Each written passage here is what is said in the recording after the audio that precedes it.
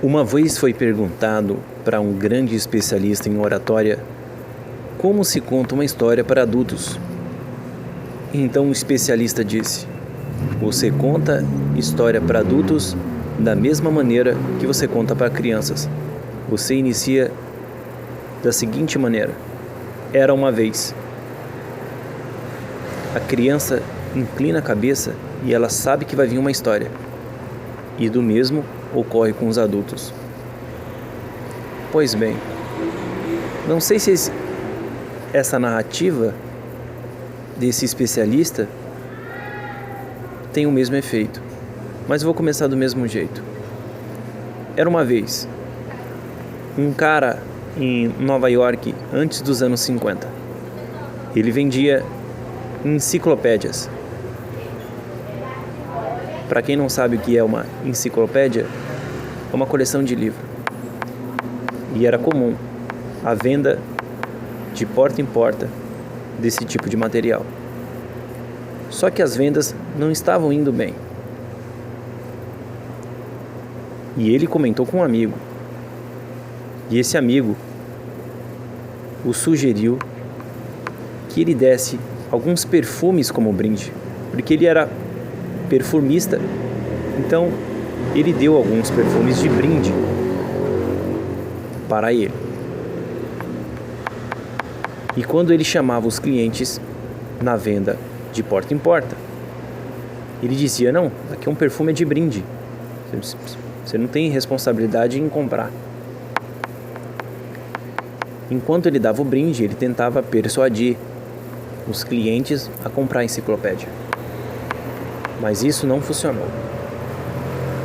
E não estava funcionando. Foi quando ele ficou bastante deprimente, porque as vendas caíram drasticamente. Foi quando, ao voltar para casa, em um dia de labuta, um dia árduo, uma mulher toca no seu ombro e diz: você não é o rapaz dos perfumes?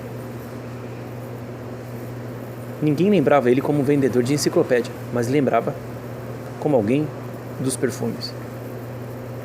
Ela já estava querendo fazer uma encomenda de um futuro perfume. E daí nasce David Hall McConnell, que futuramente seria o dono da Avon. Ele recebeu um insight naquela hora. Estava vendendo produto errado, mas tinha vontade de vender. Só precisava estar no caminho certo. E eu não quero dar nenhum discurso de moralidade a respeito dessa história. Eu vim falar um pouco de comunicação, mas de um modo assertivo e que combine com o nosso diálogo. Por exemplo, muita gente fala sobre oratória, que em latim a etimologia da palavra é oratórios, que é a capacidade de falar em público com eloquência, ou seja, com elegância. Existem pilares para você falar bem. Por exemplo, especialistas dizem que você precisa melhorar a sua dicção. O que é dicção? Dicção é a clareza na fala. E como você exercita isso? Você exercita isso trabalhando os seus articuladores, colocando articulações exageradas nas sílabas, nos hiatos. Isso é muito interessante e melhora demais a sua comunicação. E quando vamos estudar comunicação, oratória ou coisas parecidas, tem um nome que se chama retórica, que foi criado na Grécia Antiga por Aristóteles, Cícero e outras escolas filosóficas. Mas a retórica em específico, ela significa falar bem, retórica, falar bem, mas no seu contexto geral, ela seria você usar a habilidade da linguagem para persuadir ou convencer alguém,